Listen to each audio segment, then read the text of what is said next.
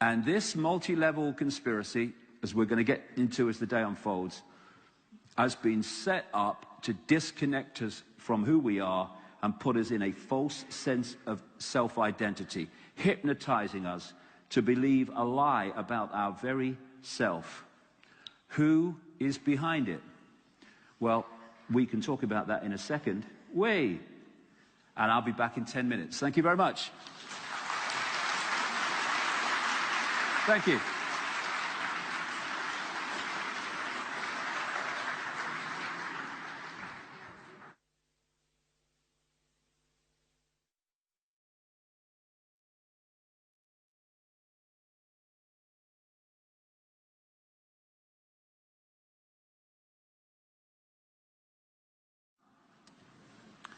Now, between these two pictures is 20 years.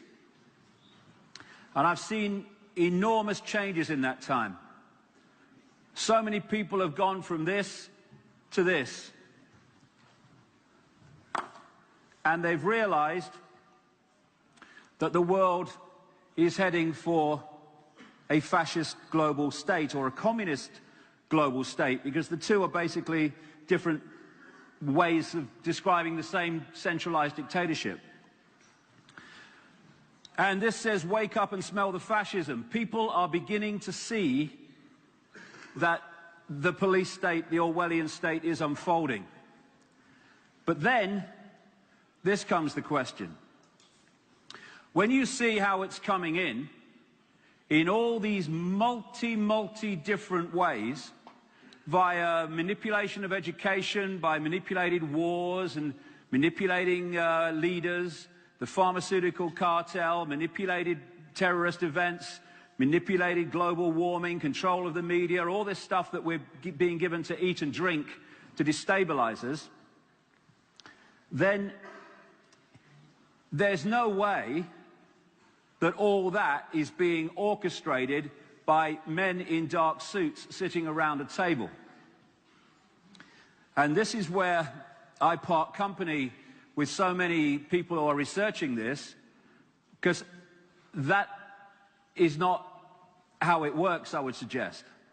Yes, there is a level at which men in dark suits are orchestrating this, but that's still at the play-out level. It's not at the level that it's being orchestrated from. So there's the level of manipulation of our daily lives, which I'll get to in the next section after this.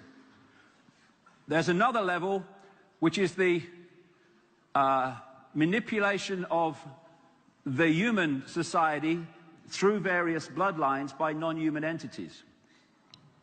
There's another level where we realize the nature of reality and what it really is.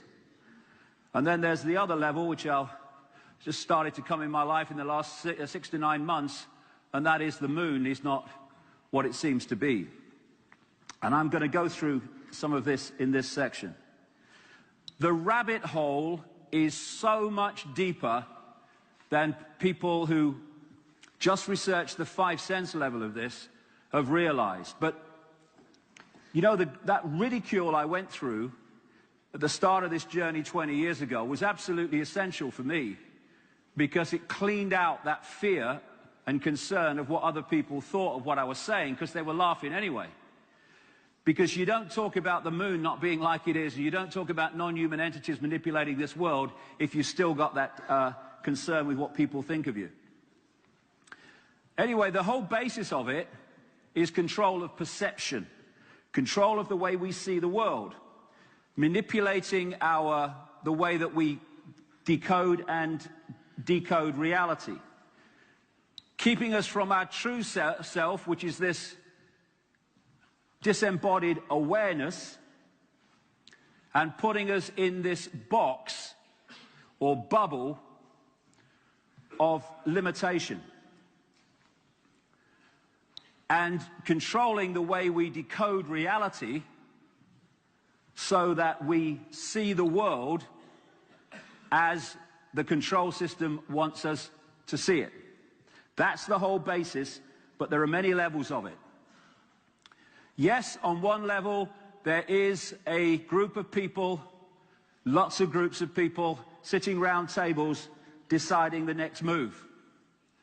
But you go beyond them and you go into the shadowy area of advisors who you don't see very much, but where the real power lies in politics. You go deeper still, and you're into the shadowy, shadowy world of secret societies, which you certainly don't see. And eventually, you are entering other dimensions that are manipulating this reality, our dimension, shall we say, from outside. They seem to take overwhelmingly a reptilian expression, but also the so-called greys are very much involved. And they operate just outside of our frequency range, but they can come into it, which is why people see people appear and disappear, and they see UFOs appear and disappear, as I mentioned earlier. So we are in this frequency range, being manipulated from just beyond it through various bloodlines. Satanism is part of it, which I'll get to in the third section, but the idea is to enclose us in this frequency range and then manipulate us to become slaves to their agenda. Orion is an area that comes up regularly. Same with the Draco constellation. Same with Sirius, and the same with Mars. Mars was an inhabited planet in much more recent times than science would have us believe. Now, I'm talking about reptilian entities mainly, and the greys and stuff, but there are endless other non-human entities in existence and interacting with this planet. Some malevolent, some benevolent, some neutral. And when I talk about these constellations and other planets, I'm not necessarily just talking about them in this frequency range that we decode visible light. I'm talking about other levels of reality that these planets and constellations exist on. For instance, we think we're on planet Earth, but we're only decoding that part of planet Earth that resonates with visible light. There's many more levels than planet Earth than the one that we're decoding. The other thing that came up in the research over the 20 years, and you find this mentioned in ancient accounts all over the world, is an interbreeding between this non-human race and humans, creating another form of human, and even a particular race of hybrid humans, which I'll get to in a second. Now, like I say, this description can be found all over the world, in all these different ancient cultures. And it can be found in the Bible, where it talks about there were giants in the earth in those days, and also after that, when the sons of God came in unto the daughters of men, and they bare children to them. The same became the mighty men, which were the old men of renown. This was the hybrid race they called the Nephilim. And whenever you look at the stories around the world relating to the fall of man, the descendants from where we were to what we've become, you have a reptilian element in it. Of course, the classic is the Garden of Eden and the serpent and all that, but you find it all over the world, the fall of man being related to reptilian. Before this intervention came, this world was very different. The ancients talked about a golden age where humans were connected to nature, when they were connected to a higher awareness. And when I look at the descriptions of what the earth was like at that time, it's very, very similar to that portrayed in the Avatar movie, where the blue people were connected to nature and everything was connected to everything else and everything worked as one whole unit. But then came what I call the schism. The vibrational waveform metaphysical universe from which that information is decoded into this holographic world became subjected to a massive distortion. And how that came about, I'll get to in this section.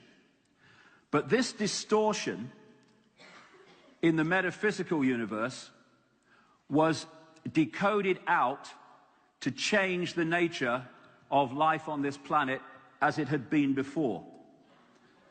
This schism manifested out as what this world has become.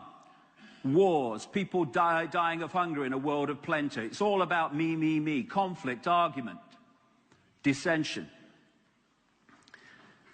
And there became also a schism in the human personality, which changed the nature of humans emotionally and mentally. And we moved from this to this as a result of this distortion. There was also genetic manipulation of humanity to change the nature of the genetics that we had before. And the reason for that I'll come to. In fact, one of the main reasons for it was to change the frequency band that humans could decode, put us in a smaller band than we were in before. And basically what this did was lock us into a frequency range which acts to this day like a prison. Tiny band of frequency we call visible light. Now, as I just mentioned, the other thing that happened is that there was specific breeding between these reptilian entities and humans, creating a hybrid bloodline.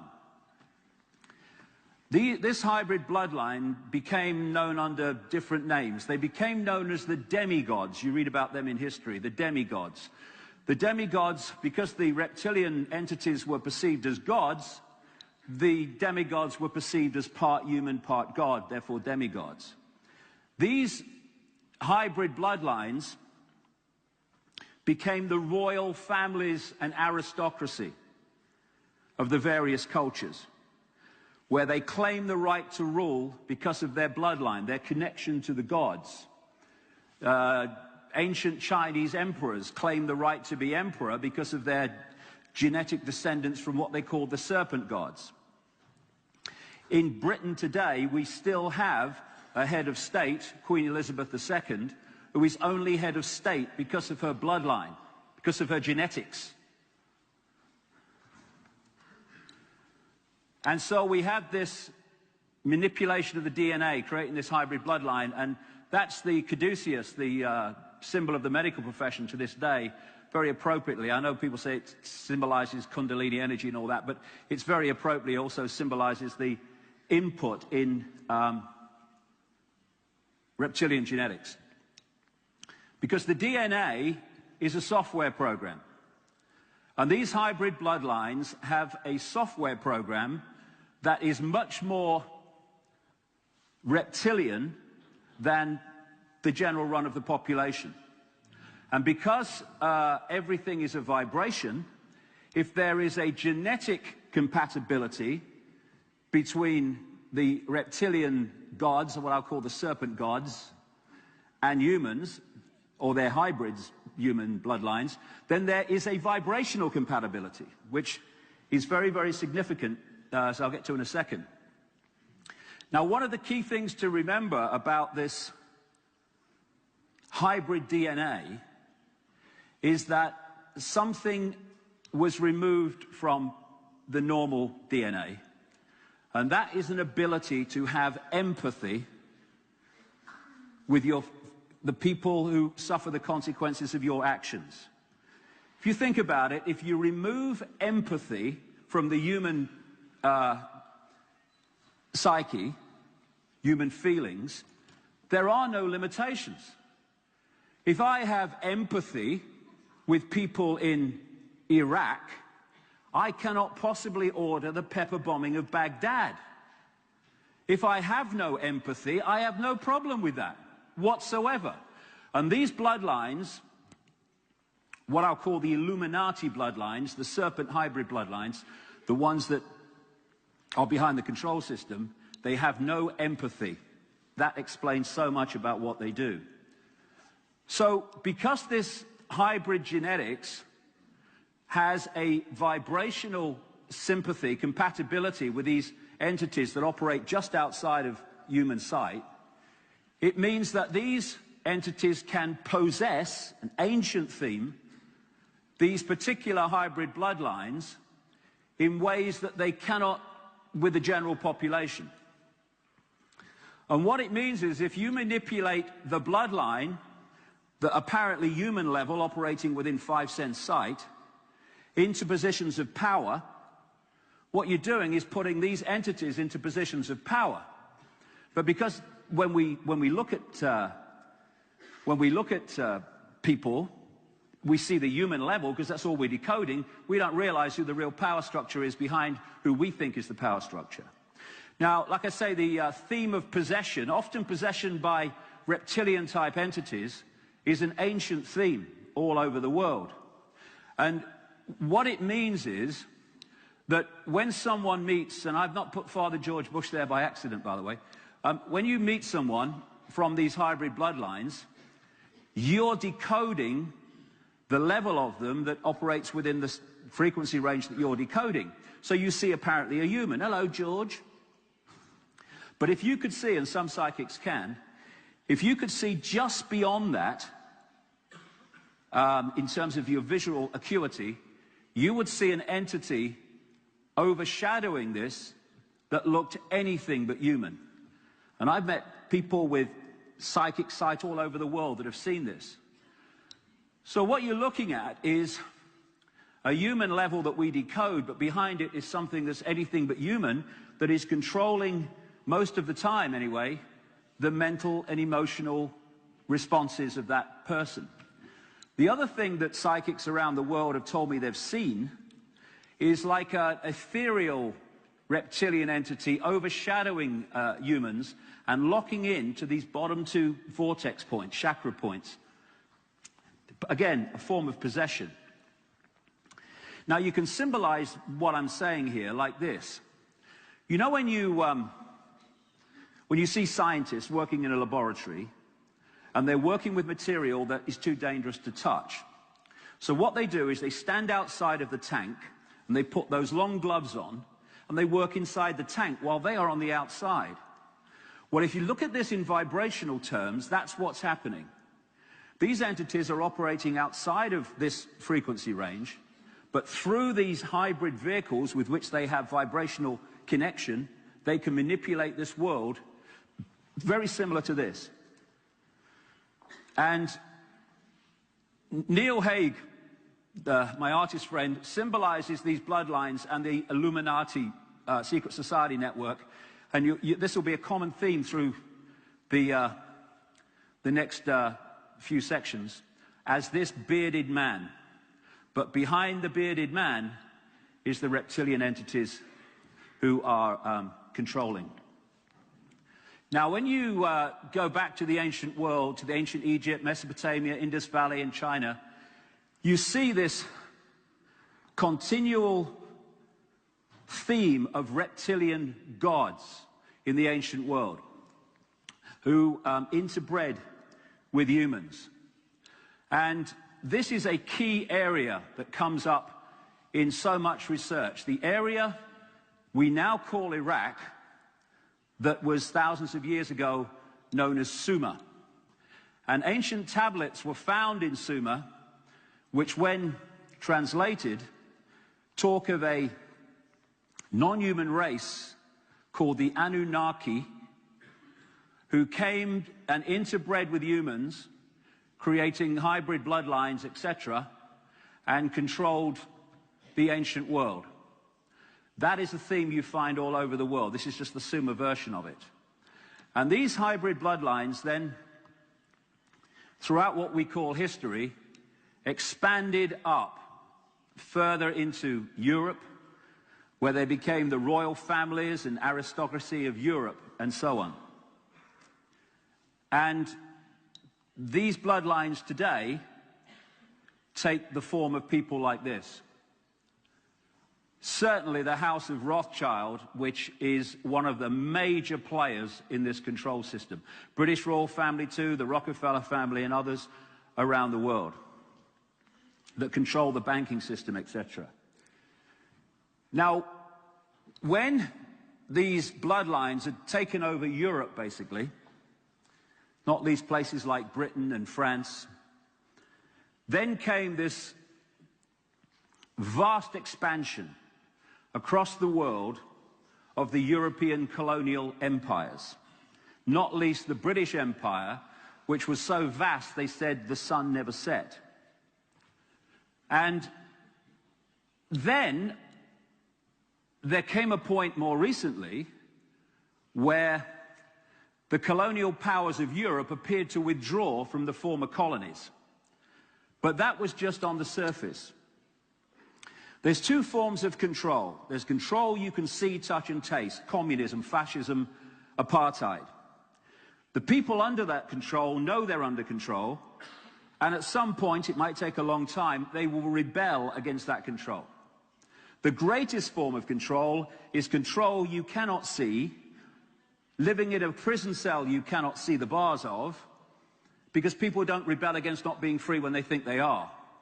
And what happened when the colonial powers apparently withdrew from America, South America, Australia, Africa, is the bloodline was left out there, and the secret society network through which the bloodline manipulates and puts itself in power, and they've gone on controlling those countries ever since, not least the United States of America.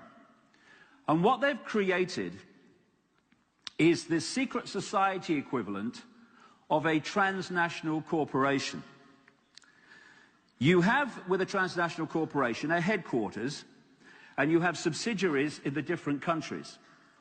The subsidiaries run their operation in line with the centrally dictated blueprint. So if you go into the Czech Republic, you'll see the same McDonald's as you'll see in London, etc. What they've done, these bloodlines, is they've created a structure like that, only with secret societies and bloodline families. The headquarters is in Europe, what I call the spider.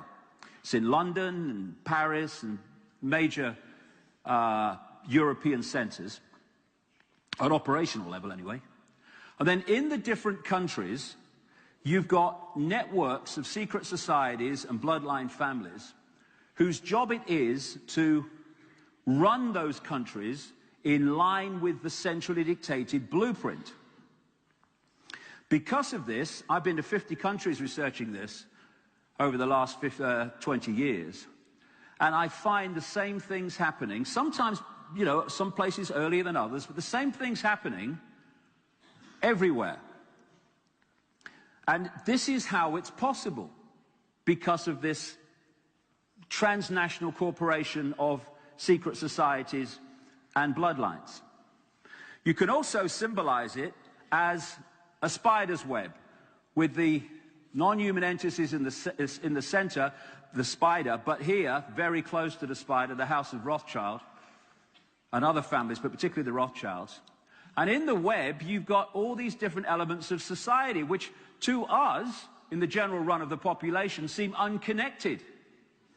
But through this network of secret societies, etc., they're not unconnected. They're being dictated to and orchestrated from the center. That's how they can run this globalization situation, where all these things are happening all over the world at the same time, to centralize power. So when we see all these different companies, these are different masks on that face. You know, you see different companies, they appear to be in competition with each other, like oil companies, pharmaceutical companies, but in fact, they're all owned by the same people, or controlled by the same people. Now, this is the kind of structure symbolized by Neil Haig, where you've got the reptilians operating outside of human sight. He's had them fighting with each other, because these reptilian entities fight among each other all the time, apparently, for power. I guess it's their mentality. And then down here, through the hybrid bloodline of the Illuminati, it comes down into what we say mainstream society, the movie. And so we see apparently different sides in politics and stuff, but actually ultimately they're controlled by the same force.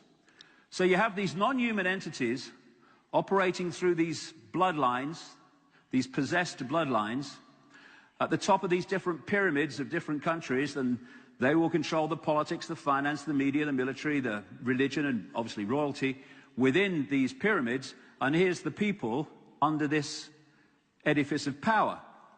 And when these people fight each other or order wars, they don't go and fight them. They go and fight them. You know, if George Bush had have been in Iraq when the first bullet was fired, he'd have been under a bed in Houston when the second one went off.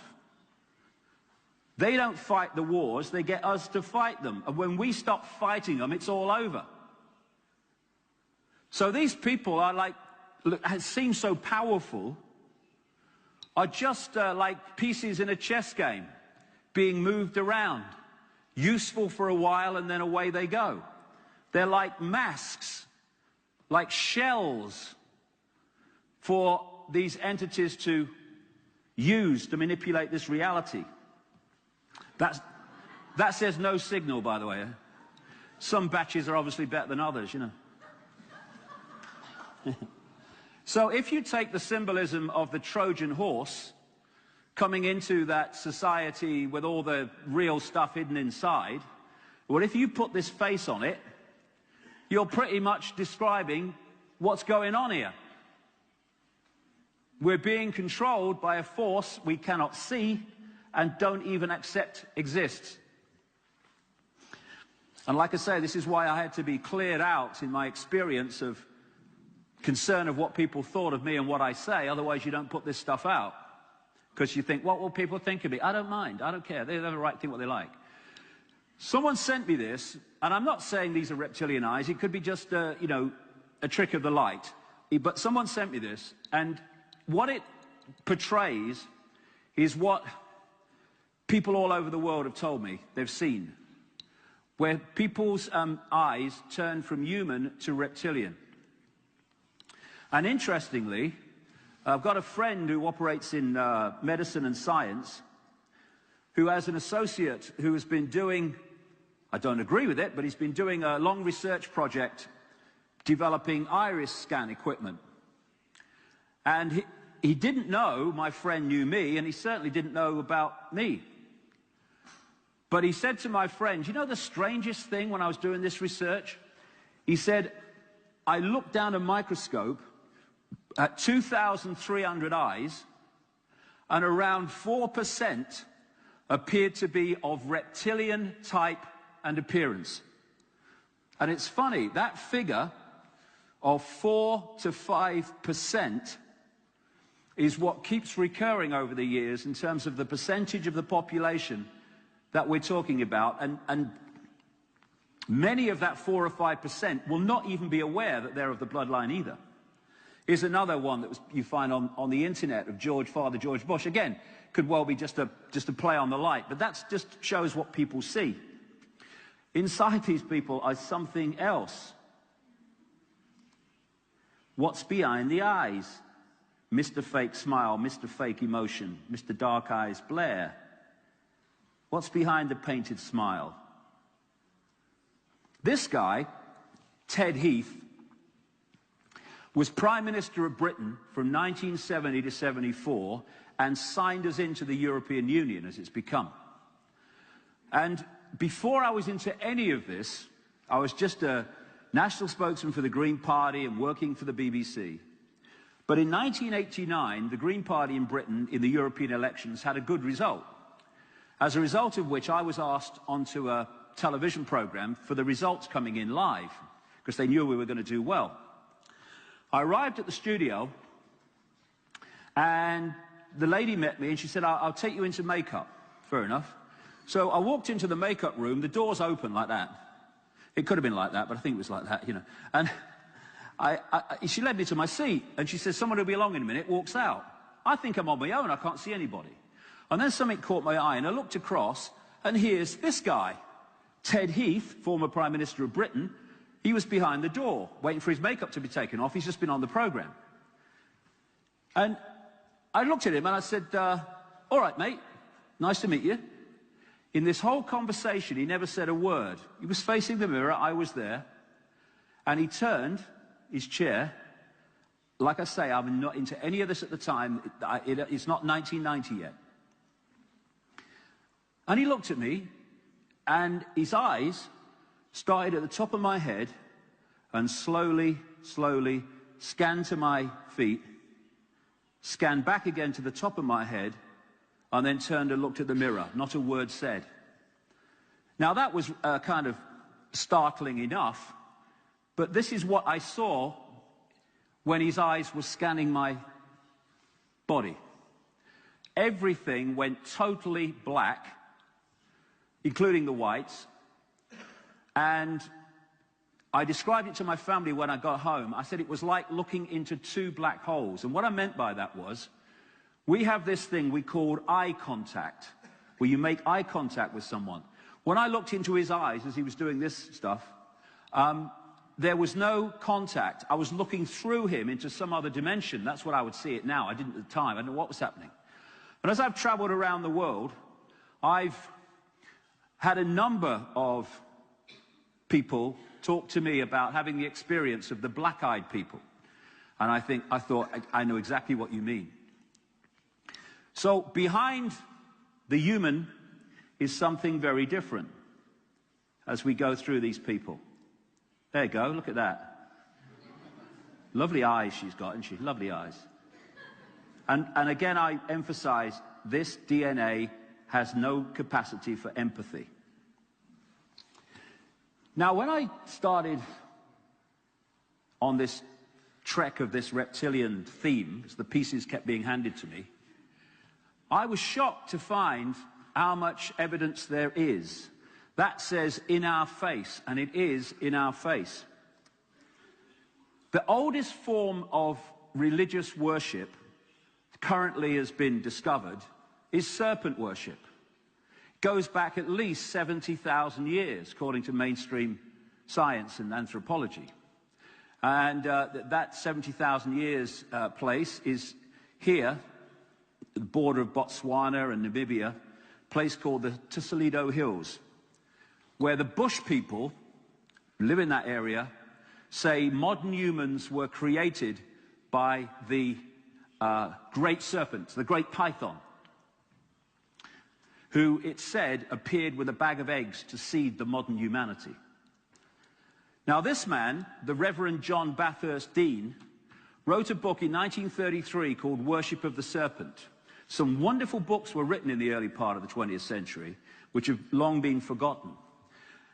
And what he did was looked at serpent worship all over the world, and this is what he concluded. It appears then that no nations were so geographically remote or so religiously discordant, but that one and only one superstitious characteristic was common to all. That the most civilized and the most barbarous bowed down with the same devotion to the same engrossing deity, and that this deity either was or was represented by the same sacred serpent. It appears also that in most, if not all, the civilized countries where this serpent was worshipped, some fable or tradition which involved its history, directly or indirectly, alluded to the fall of man in paradise, what I said earlier, in which the serpent was concerned. What follows then, but that the most ancient account respecting the cause and nature of this seduction must be the one from which all the rest are derived, which represent the victorious serpent, victorious over man in a state of innocence, and subduing his soul in a state of sin, as this reverend would say, into the most abject veneration and adoration of himself. You find depictions of the serpent gods around the world. This is one found in the Ubaid culture, which preceded Sumer in what we now call Iraq. These are the depictions in Asia of what they call the Nagas, part human, part serpent, as they were said. There's the Nagas again. In Europe, the Druids worshipped a god called Yu, a serpent god called Yu, which if you play that on, Yu man means serpent man. The serpent worship Goes on and on. Same with ancient Egypt, the serpent. So much so that they depicted their pharaohs in serpent style. There's the cobra. The cobra is a common symbol of these serpent gods in the ancient world.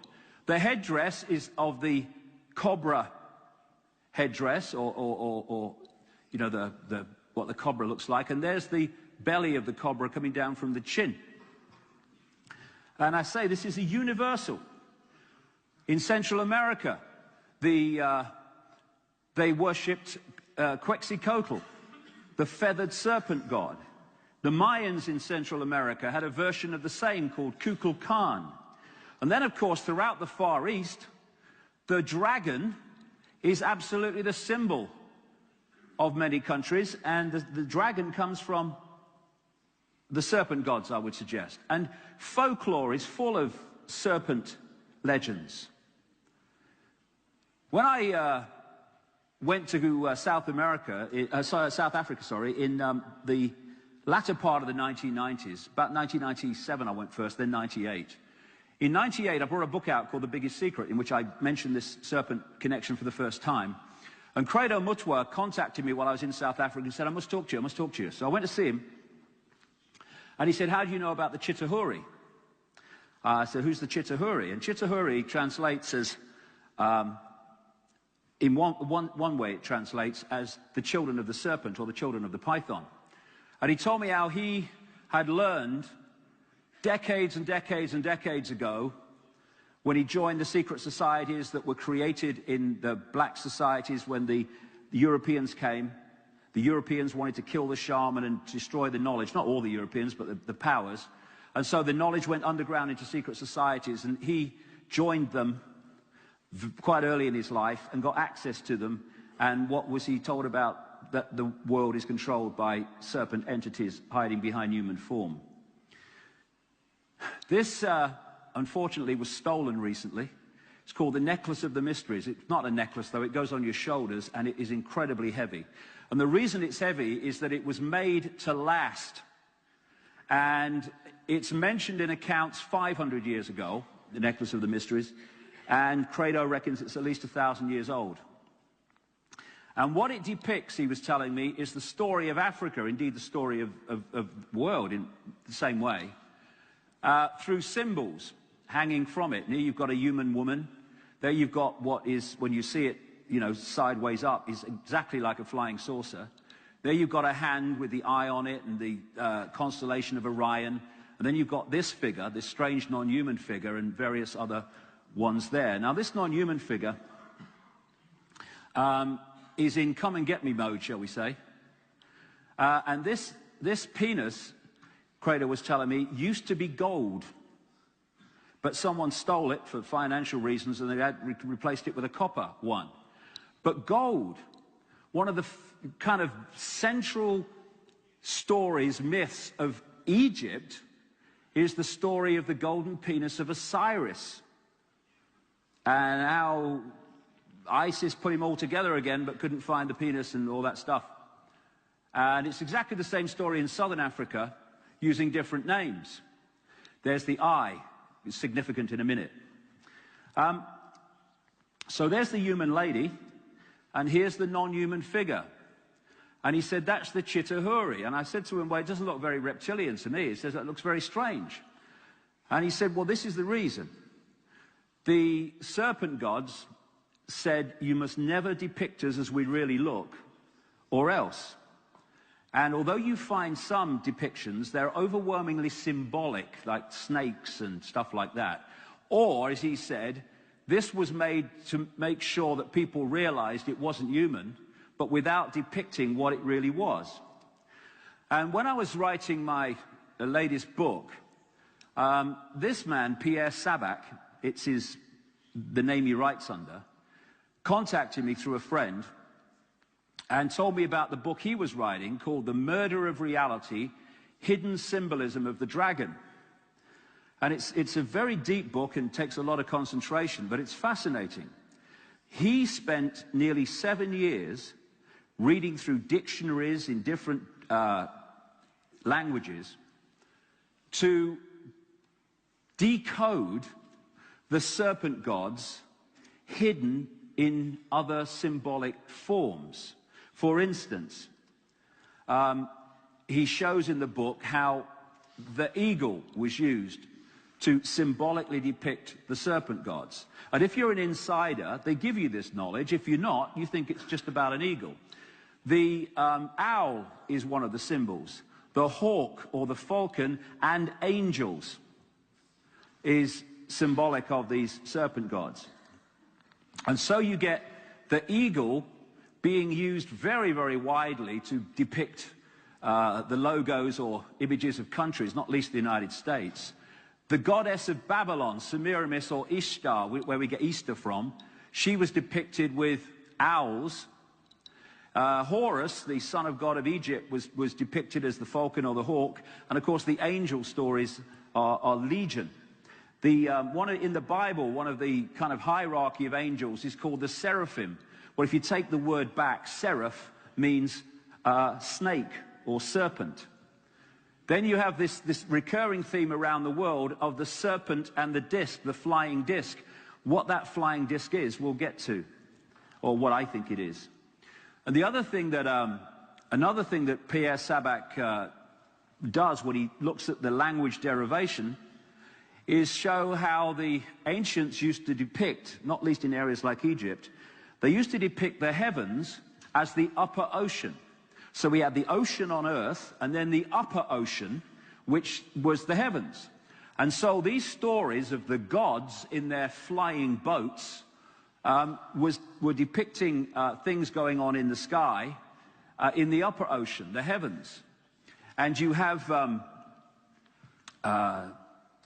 symbolism of the bloodline, like children of heaven and earth, they used to call them in some of the ancient texts. Children of the gods and all these things. And when you decode the symbolism, you start to see the common themes. One of the names for the gods in the ancient world was the watchers, those who watch. And so they became symbolized as an eye. And that's where you get the eye on the dollar bill and on the reverse of the Great Seal of the United States, the eye raised above the pyramid. The watchers, the gods. And there you have the watchers again on the hand of the necklace of the mysteries. And the eye of Ra, and all these things that you get in Egypt. One of the ways that they symbolize this part human, part reptilian bloodline was by depicting a human torso, and then the legs turn into a snake. You see this commonly when you start to research it. Here's another couple of examples here, but there's no shortage of them. You see here the torso, and then it goes down into a snake serpent-like. There's the cobra, again, very much symbolic of the serpent gods. And you see lots of reptilian symbolism in Asia and places like that. Also, the depiction of the humans fighting giant snakes, because these reptilians are several feet taller than us, or at least significantly taller than us. It is another example of humans fighting the snake. The word Messiah comes from Mesa, so it is said. And Mesa is the crocodile in the Nile. And they used to anoint the pharaohs with the fat of the Nile crocodile. In fact, the word Christ means anointed one. And they use the same symbolic rituals to this day, crowning the monarch of Britain. In the Bible, like here in Revelation, you get the devil depicted in reptilian terms. And the great dragon was cast out, that old serpent called the devil and Satan, which deceiveth the whole world. He was cast out into the earth, and his angels were cast out with him. It's one of those things that once you start to open your mind to this theme, you realize it's everywhere. All these old fairy stories about princesses kissing a frog and it turns into a prince and all this stuff, all relate to this same basic symbolism. And since I've started talking about this, people have sent me pictures from around the world of the depiction of this in statues and stuff, like this one with the reptile and the humans, the part non-human, part human. Again, same here. And the gargoyles and stuff that these elite bloodlines put on their castles and their churches and their mansions and stuff, all depictions of these gods. And then if you look at modern culture, the reptilian themes are just all over the place in the last 20 years. Recently, there's this portrait in the National Portrait Gallery in London of Queen Elizabeth I, the Virgin Queen, though she was no more a virgin than Madonna, to be honest. And what's happened is she was holding some flowers.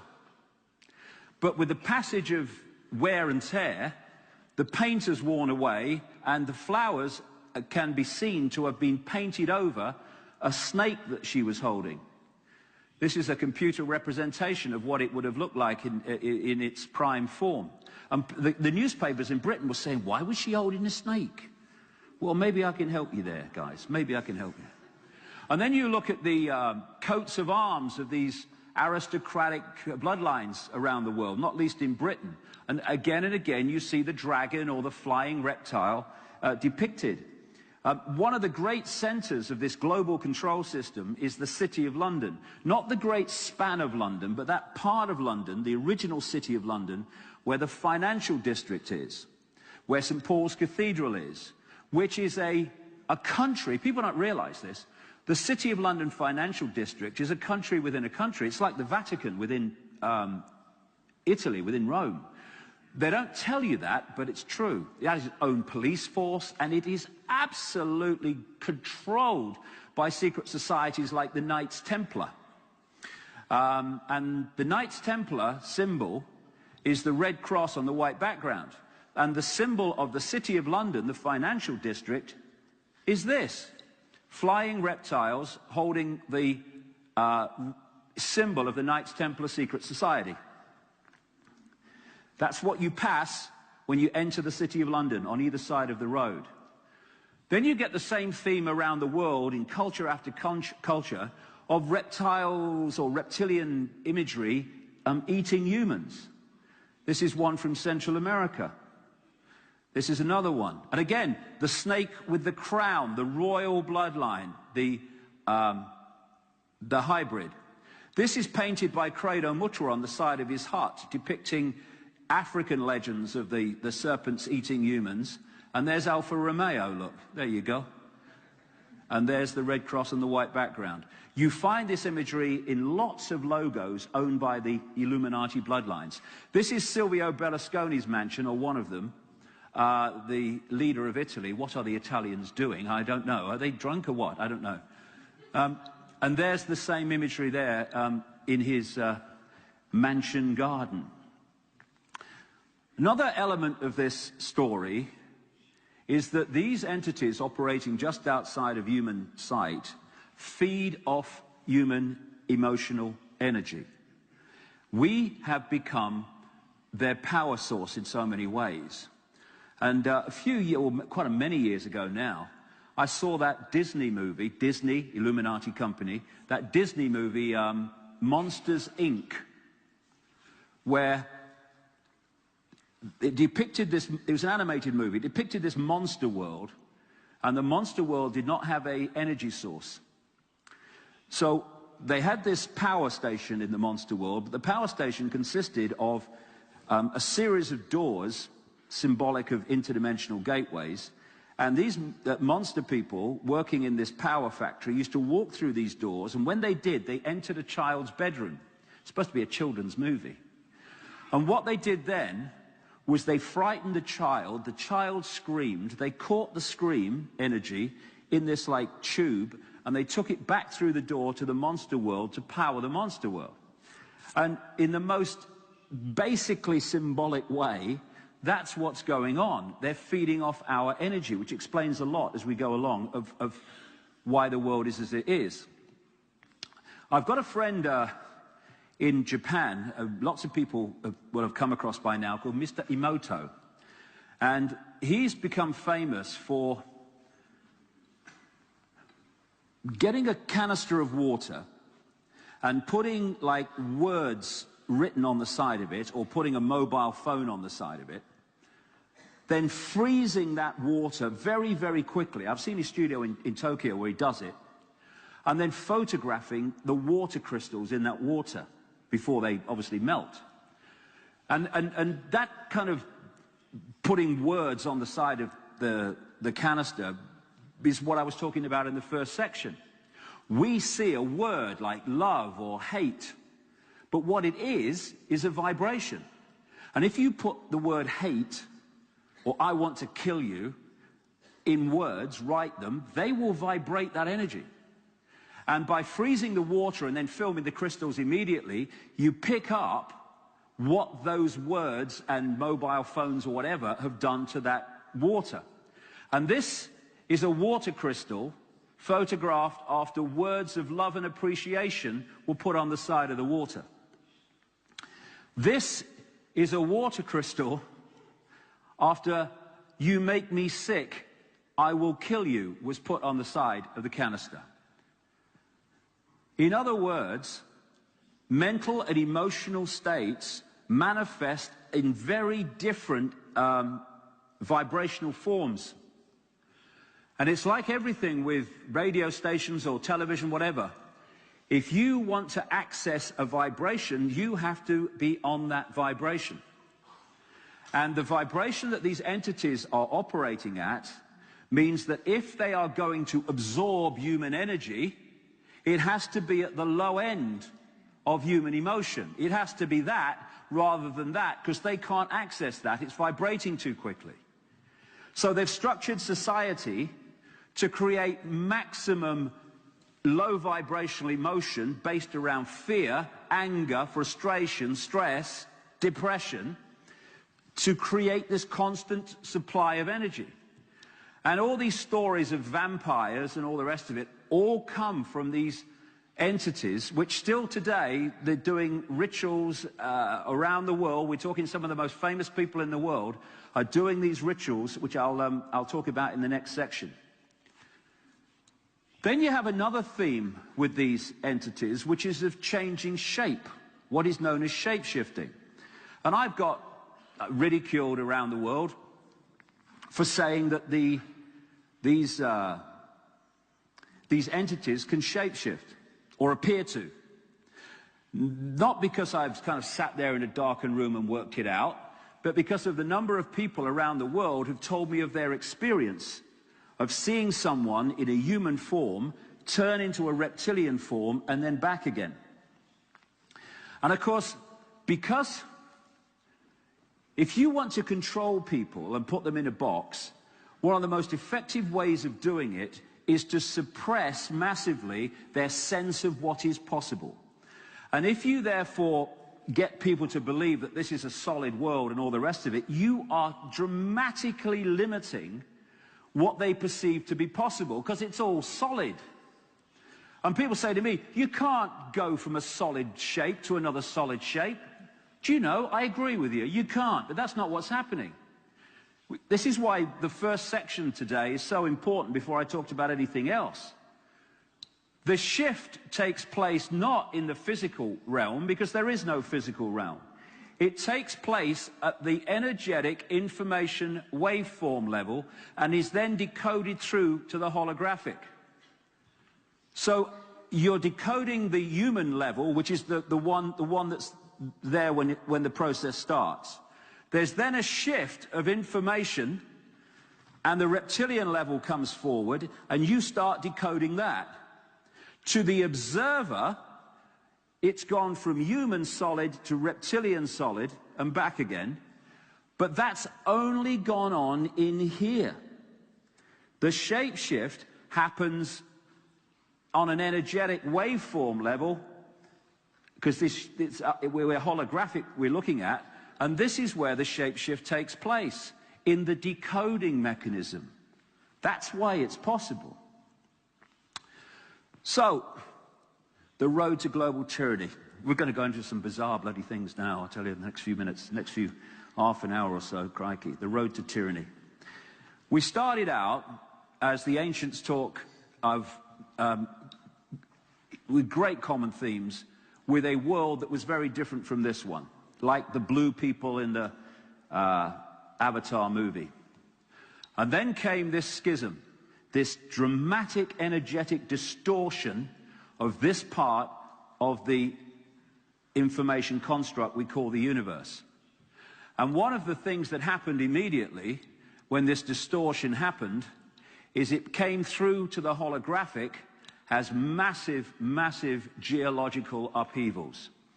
These are talked about in every single ancient culture bar none, including the Bible with the Great Flood and all that stuff. But the Great Flood in the Bible is just one version of endless versions around the world.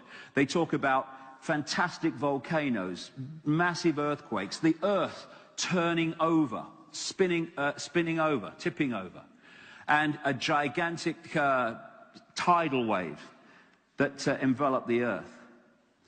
And this all came from this schism. And of course, the most famous story is in the Bible of Noah and all the rest of it, but there are other names for Noah all over the world. What happened with this schism is our natural connection to higher levels of awareness became subject to that distortion. And we went from being what we were in the days of, if you like, the Avatar movie, and more, this force got control of our psyche, our minds, our perceptions, and our planet, if you like. And what has happened, and I'll explain this in more detail in a minute, is very similar to what happens in China. People in China cannot access vast tracts of the internet because the Chinese authorities have firewalled off the Chinese computer system so it cannot access vast tracts of the World Wide Web. What this force did after the schism, and as the Earth started to recover and a new society emerged, was to genetically manipulate humanity in what we call modern man, so that we were intelligent enough to be slaves, but not intelligent enough to realize what was going on, en masse anyway.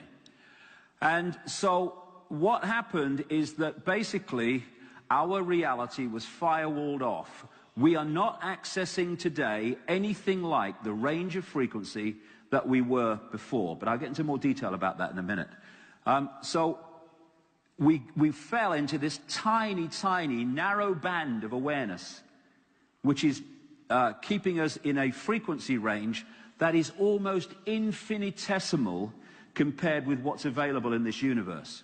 And one of the key ways they did it is to put the soldiers on the door to lock us in the left side of the brain, which put us even deeper into this bewildered state where you can go to Sydney, Australia, New York, London, you can stop people on the street and say, who are you? Where are you?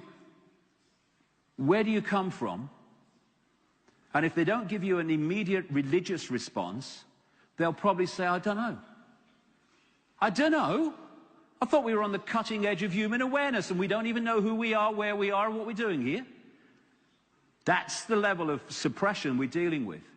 And this control system was put into place, which has basically turned most humans into computer terminals on a firewalled reality. And we then, therefore, decode into experience a fraction of what we used to. Okay, the reptilian thing is crazy, it's daft, he's mad. Well, I'm about to get madder. I'm about to get more crazy. Moonshine control. Do you know, as I was putting this together over the years, and when I say put it together, it's the pieces in the puzzle just coming to me in various ways. And I've started to recognize this synchronicity when it happens. I knew that this reptilian race had created devastation on Earth. I knew that they had then destroyed the previous society and constructed their own as the Earth began to settle down. The question was, how the hell did they do it? How did they create devastation on Earth? And then I'm writing my latest book, which came out a few months ago in English. And I sat down at the computer to work one morning, and then the energy in the room changed. I've had this happen all the time over the years. The energy in the room changed, and suddenly this very powerful thought came through my head: the moon is not real. The moon is not real. The moon is a construct. Probably a hollowed out planetoid, it turns out. So I'm sitting there, I'm thinking, the moon's not real. Anyway, because of 20 years of experience, I didn't dismiss it, because I've been there before and things have proved to be accurate as a result. So I went immediately onto Google and put in words relating to the Earth not being, to the moon not being what we think it is. And within a few minutes, I came across a book telling me about supporting that. And this process of sitting at the computer and stuff like that I've just described goes back 20 years. Knowledge will be put into his mind, and at other times he will be led to knowledge. This is a common process. I mean, if it just happened to me for the first time, you might dismiss it, but it's happened so often, I went with it. And in a few seconds on the internet, this is what I found. A book called Who Built the Moon by these two researchers, Christopher Knight and Alan Butler. This guy, Christopher Knight, has done books on Freemasonry, and I think he is a Freemason, actually. And they talk about the fact that there are these fantastic anomalies about the moon that no one can answer, and in fact, the moon shouldn't be there.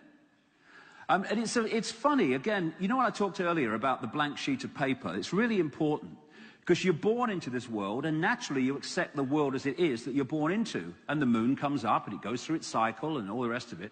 Well, what about the moon? Well, it's the moon, mate, and it's always been there. Well, actually, probably, well, it almost definitely has not. Even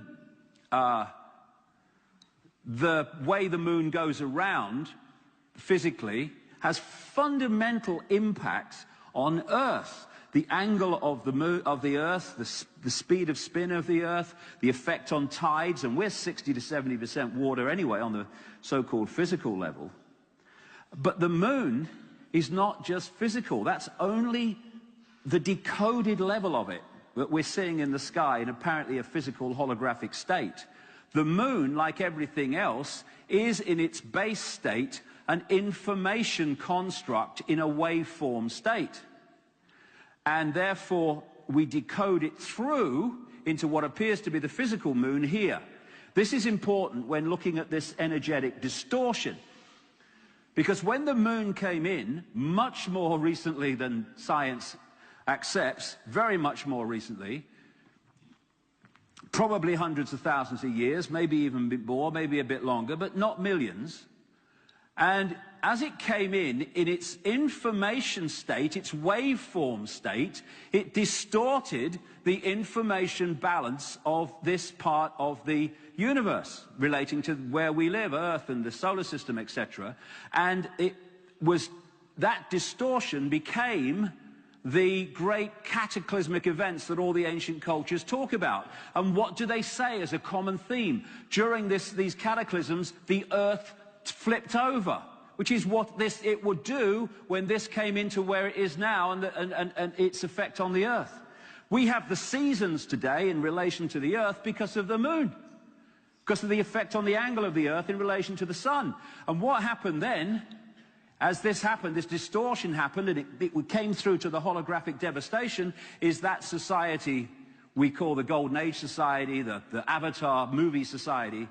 This schism took us back to what we call the Stone Age, to basics. The people think that's fantastic. Imagine a Haiti earthquake all over the world.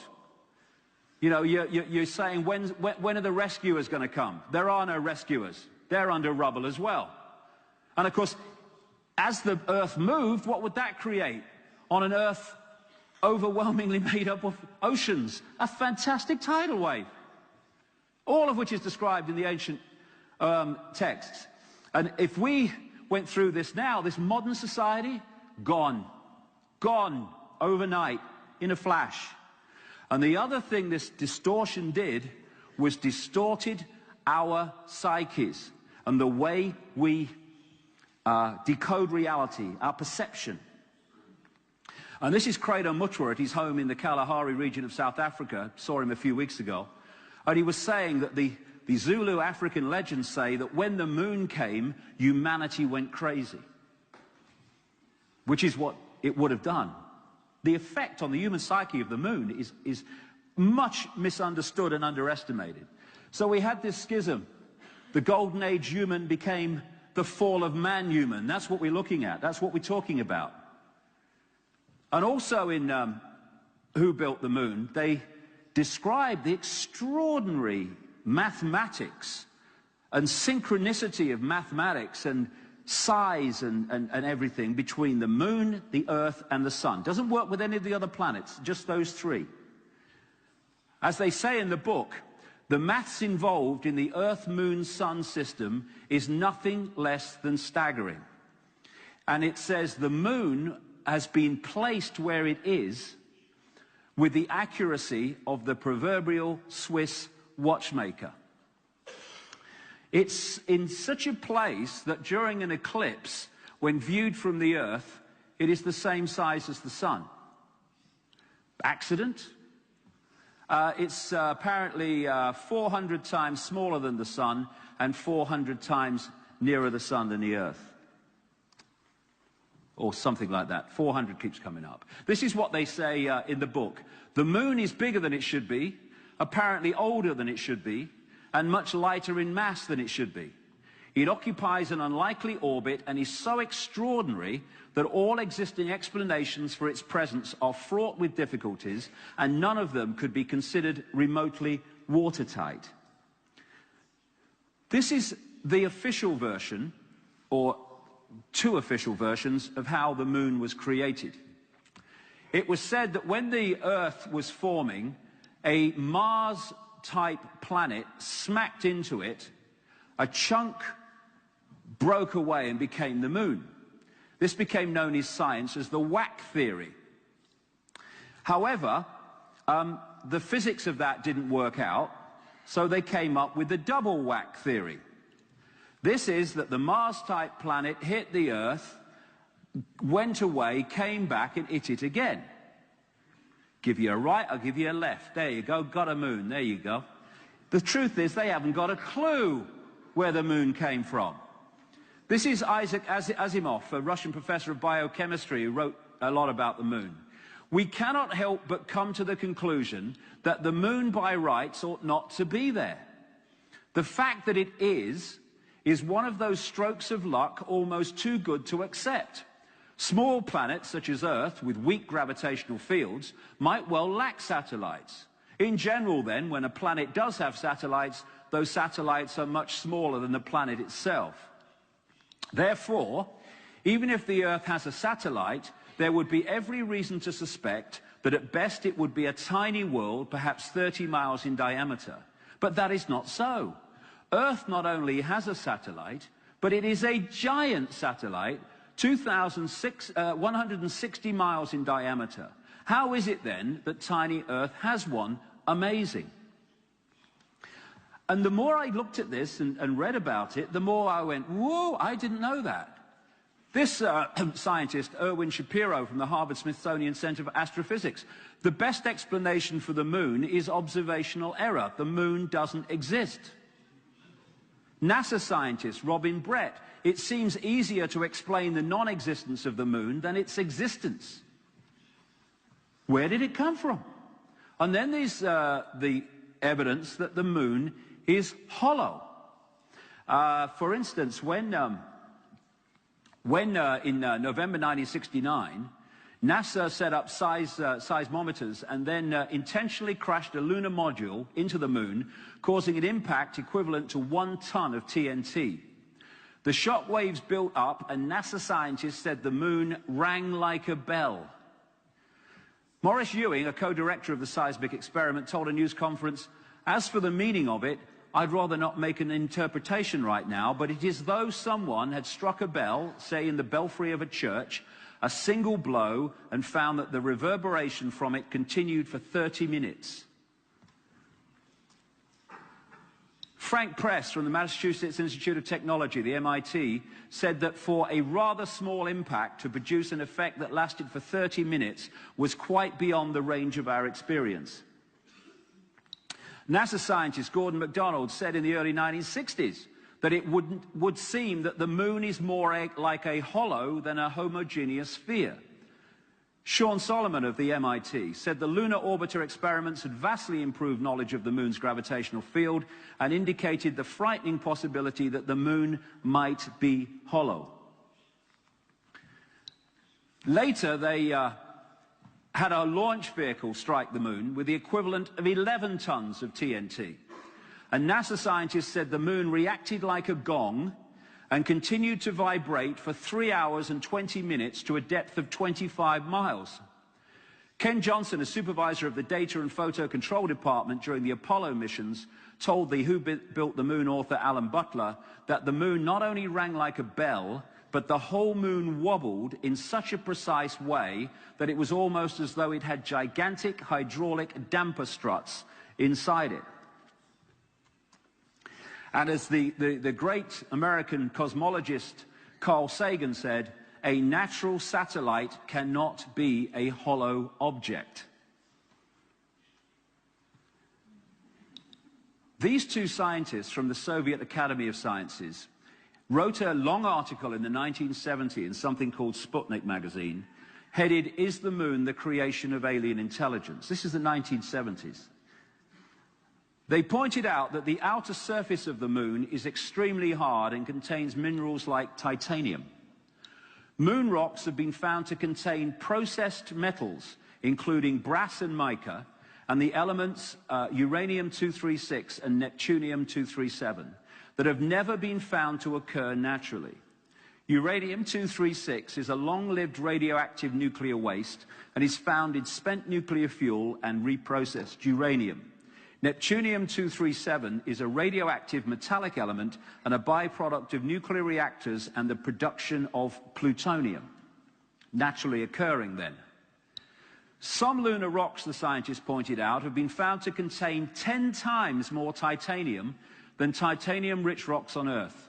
Titanium is used in supersonic jets, deep-diving submarines, and spacecraft.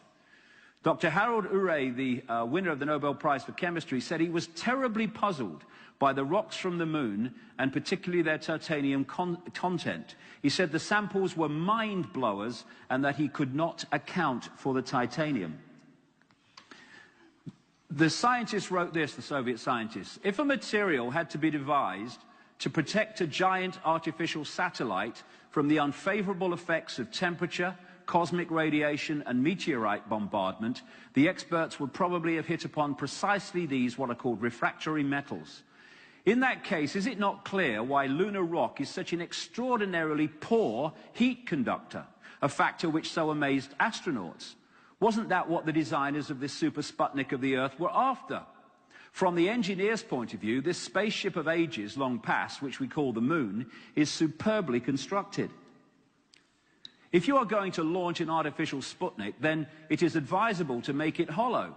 At the same time, it would be naive to imagine that anyone capable of such a tremendous space project would be simply satisfied with some kind of giant empty trunk hurled into near-Earth trajectory. It is more likely that what we have here is a very ancient spaceship, the interior of which was filled with fuel for the engines, materials and appliances for repair work, navigation instruments, observation equipment, and all manner of machinery. In other words, anything necessary to enable this caravel of the universe to serve as a Noah's Ark of intelligence, perhaps even as the home of a whole civilization, envisaging a prolonged, thousands of millions of years existence and long wanderings through space, thousands of millions of miles. Naturally, the hull of such a spaceship must be super tough in order to stand up to the blows of meteorites and sharp fluctuations between extreme heat and extreme cold.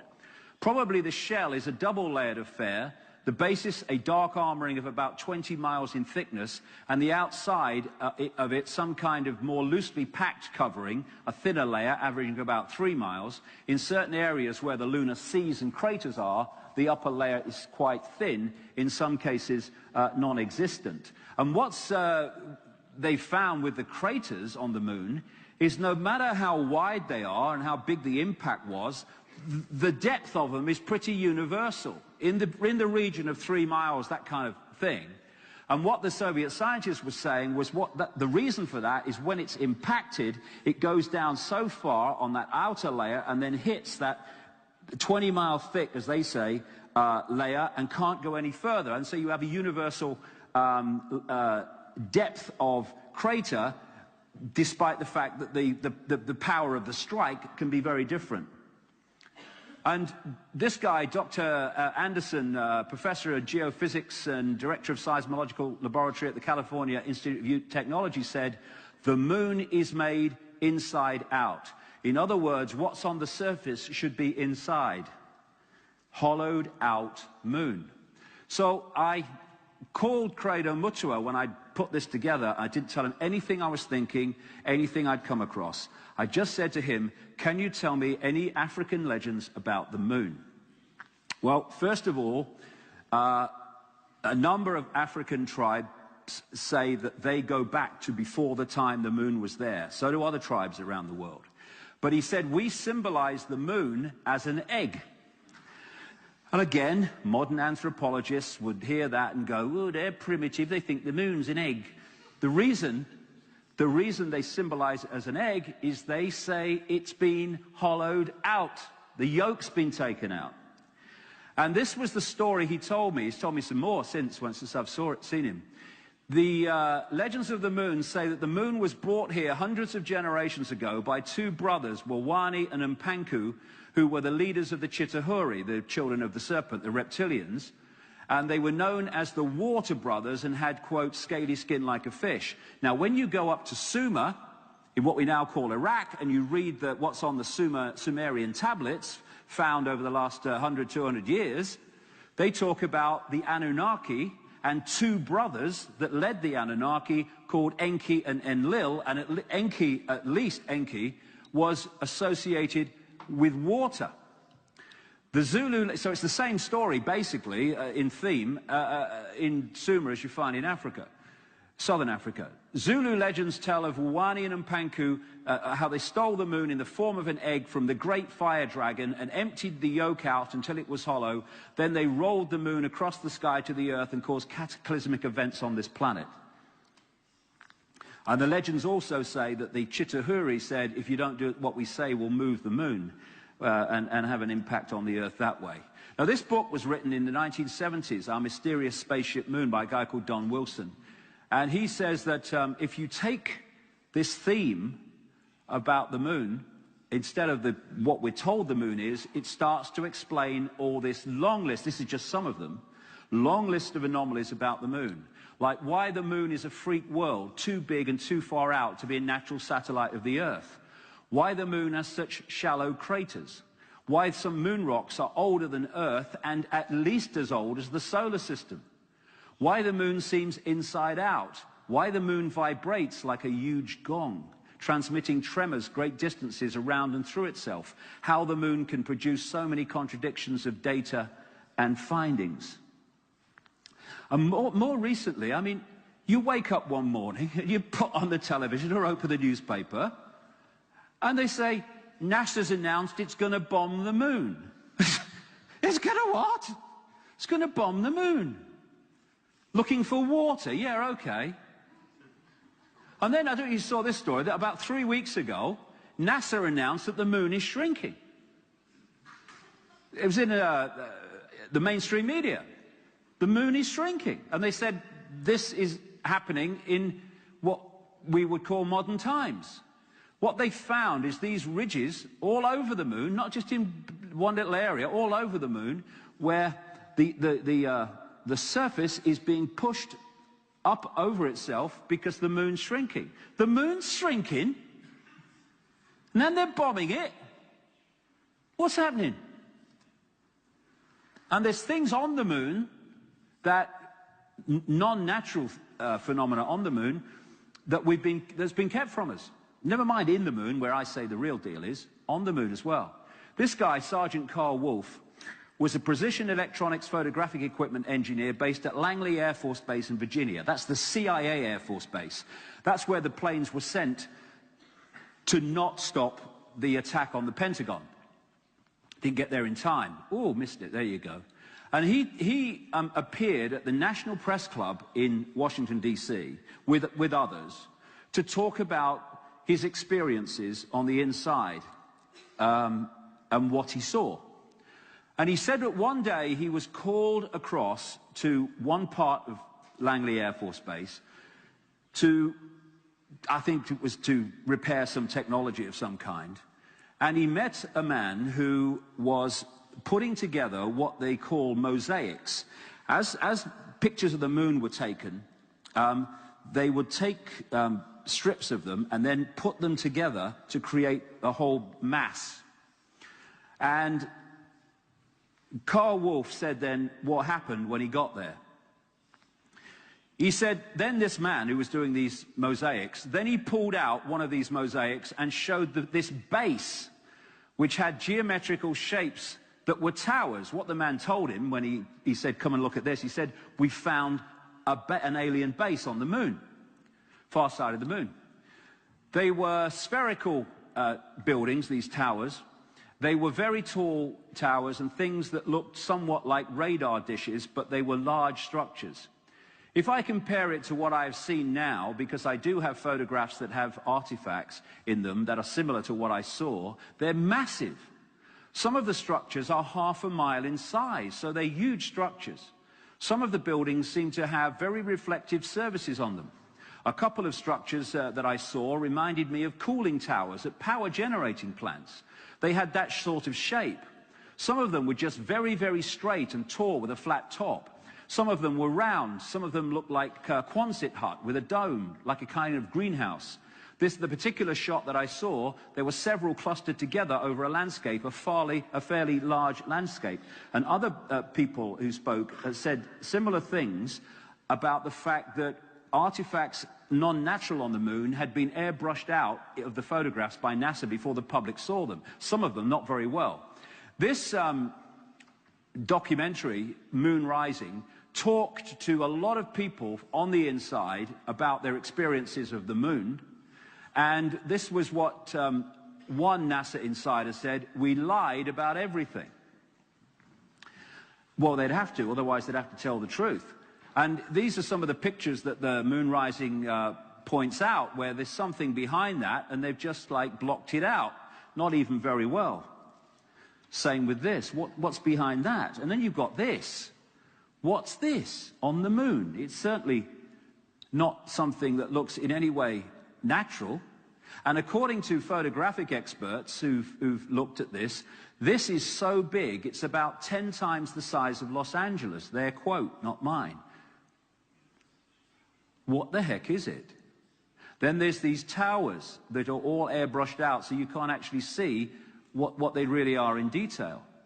And when I started looking at this, my mind turned to the Star Wars movies, which were created by a massive Illuminati insider called George Lucas. And one of the themes of the movies was the Death Star, which looked uncannily like the moon. And the Death Star would be moved in to target planets, would have the ability to destroy them if it wanted. And the whole of the inside of the Death Star was where a whole civilization lived that moved around causing mayhem. I would say that that was basically what the moon is. And this is a moon of Mars called Mimas, and this is the Death Star. Staggering like coincidence. And since I've finished the book and the pieces have continued to move, Saturn is coming into this as well. And the reason why Saturn has so many moons. I think that with the passage of more research, we're going to find there's a reason why that has so many moons, and the fact that those moons may not be natural either, or at least some of them. This is a necklace, a Zulu necklace that is as old, Credo Mutwa says, as the necklace of the mysteries. This is called the necklace of the moons, because they are saying that there are many of these moons that are similar, some smaller, as the moon we have, and this symbolizes humanity and control by the moon, our moon. But there are many moons, they say, and that's why they symbolize it. Now, Phobos, one of the moons of Mars, has been talked about recently as possibly being a hollowed-out asteroid in a similar way as the moon. And back as far as 1963, this guy, Richard Wilson, Chief of Applied Mathematics at NASA, said that Phobos might be a colossal base orbiting Mars. In one of the Star Trek episodes, there was a theme of a hollowed-out asteroid, which was being created into a spaceship and for a group of like civilization. And so many things in these so-called sci-fi movies are based on fact. As the Who Built the Moon book points out in great detail, the mathematics and geometry and positioning of the moon, the earth, and the sun is fantastic. They also say that they found that the moon falls into a kind of measurement which has become known as the megalithic yard. This was discovered by a man called Alexander Thom. He was a Scottish engineer who studied a stream of stone circles like Stonehenge around Europe, and found that they were built to a measurement, a unit of measurement, which he called the megalithic yard. According to these authors of this book, the moon falls into that geometry. As they say in the book, this all seemed very odd. The megalithic structures that were built across Western Europe were frequently used to observe the movements of the sun and the moon. But how could the unit of measure upon which these structures were based be so beautifully integer to the circumference of these bodies as well as the earth? Because he says it applies to the earth and the sun as well. Well, this unit of measure could well be because these great ancient structures that we think, how were they built in the ancient world, were actually built with help from these entities that use that measurement. And it's my feeling that these great megalithic structures, including the pyramids, were not put there for benevolent reasons, necessarily. They were put there to suppress the Earth's energy grid. Because, like I said at the very early on, the idea has been to suppress the information in the form of photon energy that is passing through the ley line network of the Earth, and therefore we're picking that up, and through the human body computer. And wherever the reptilian theme comes up around the world, so do pyramids. They were the pyramid builders. And the idea I would suggest is of putting these things on certain points where lots of these lines cross to suppress the level of information and frequency that we can access. And when you see these fantastic structures like in Peru, where these stones, hundreds of tons in weight, are put together and you couldn't get a piece of paper between them. These were done by these ancient people. How did they do that?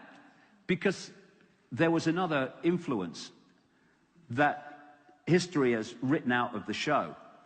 How did the people on the Nazca Plains of Peru produce these amazing depictions of animals and insects with one continuous line scored out of the landscape when you can only see some of these from 1,000, 2,000 feet in an airplane in their entirety?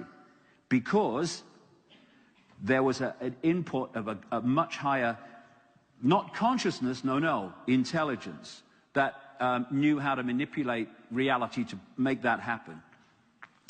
Now, if what I've said so far is fantastic, I'm going to be even more fantastic. Because all I can do is communicate how the synchronicity of life and information and what it's putting towards me. After 20 years of it happening, you recognize very clearly when something's being put towards you and say, look at this is important.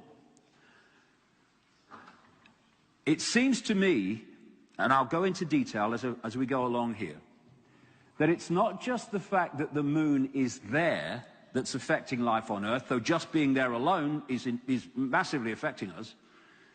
But something's coming out of the moon in the form of frequency fields which are affecting our reality.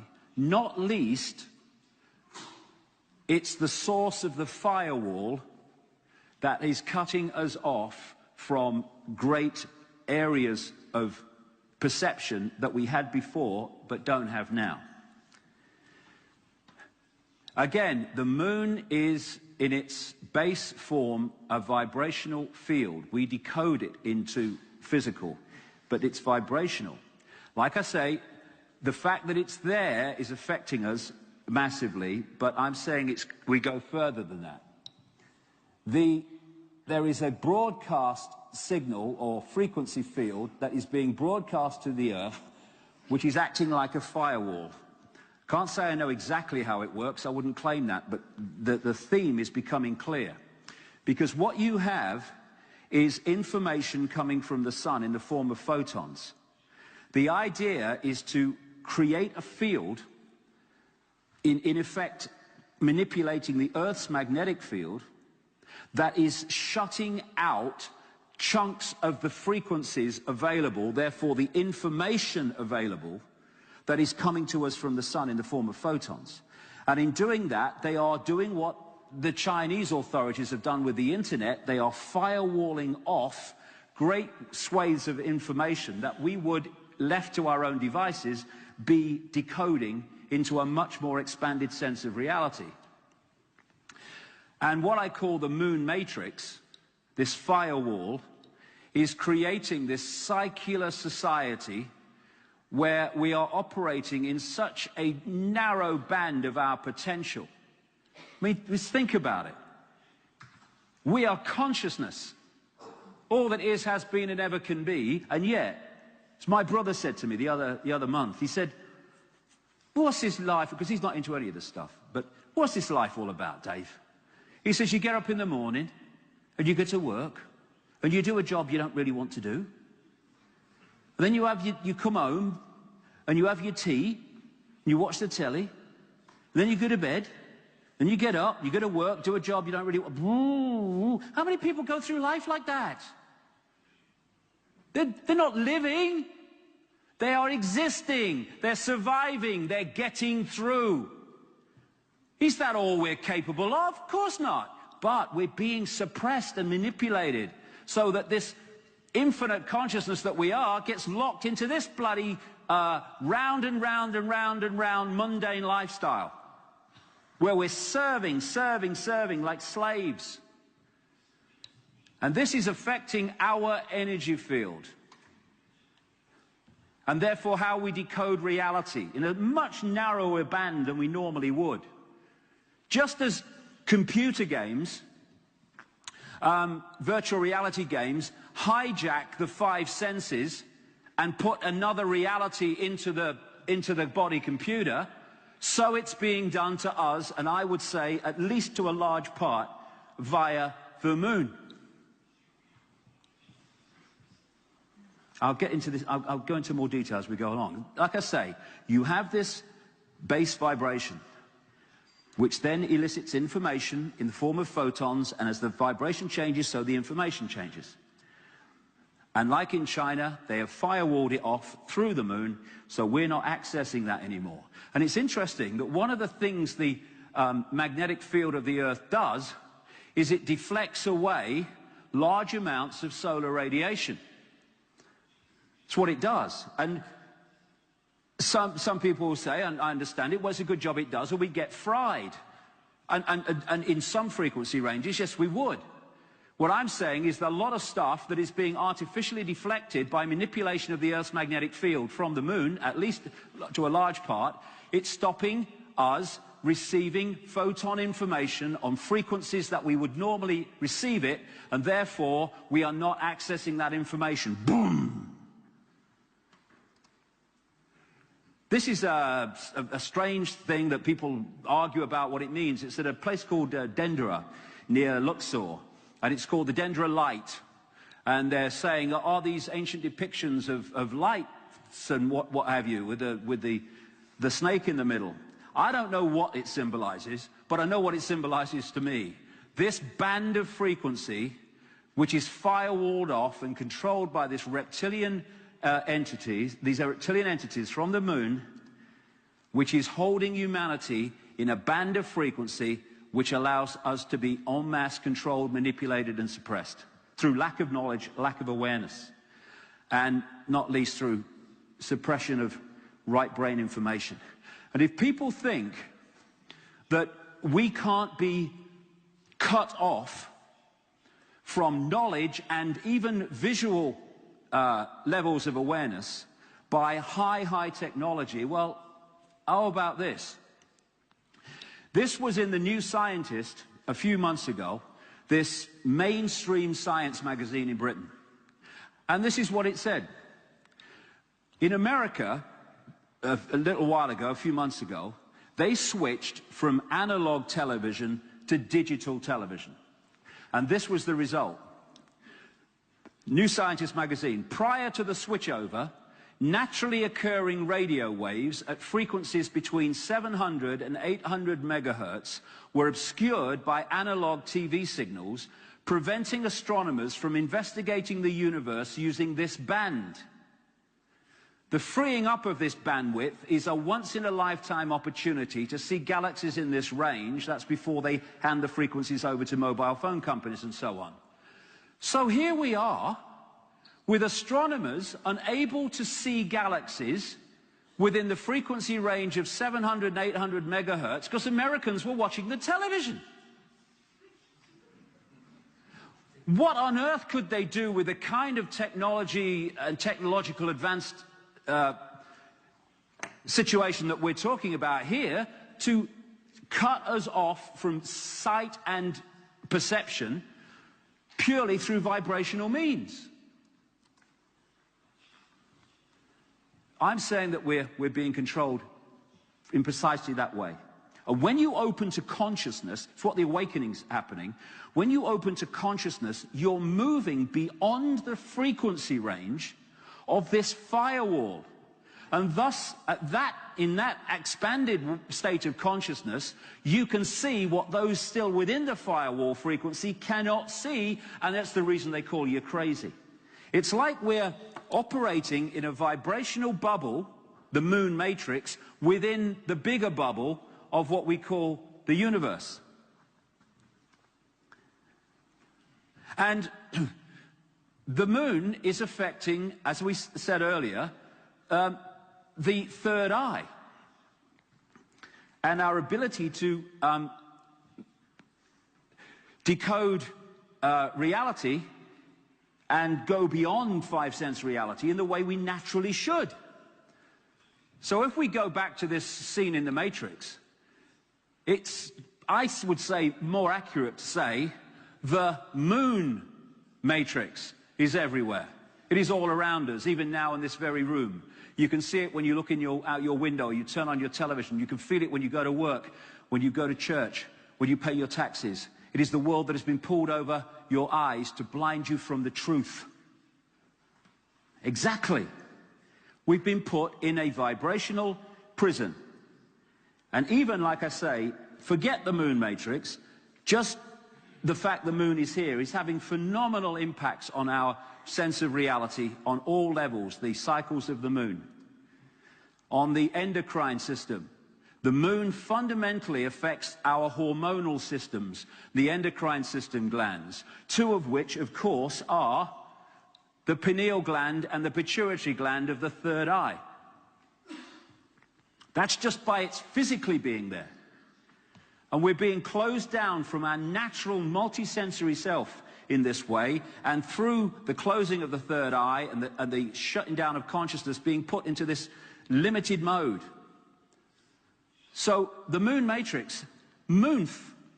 The moon, we talked earlier about the effect of time on our sense of reality. Well, our sense of time is fundamentally affected by the moon being there, because it's affecting the speed of the Earth spinning for a start. And then you have the bloodlines, they're the moonarchy, the monarchy's the moonarchy. And then you have money, which is a fundamental part of the control system to deny us choice and make us slaves. Years ago, back in the early 90s, I was in America, and I came across this movie. It was a B movie, but it was fascinating to me because I thought there's a lot of truth in this. Now, there's a hell of a lot of truth in it. Now I see this perspective. But it was produced by a man called John Carpenter, another insider. And when you look at his movie-making history into Satanism and horror movies and this one, you can see that he knows more than most people. And he has worked with George Lucas on the Star Wars movies. The story of They Live is this. It came out in, I think, 1988, something like that.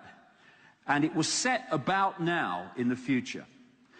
There was a massive economic collapse, and people were out of work. People were living in tent cities in America. They are.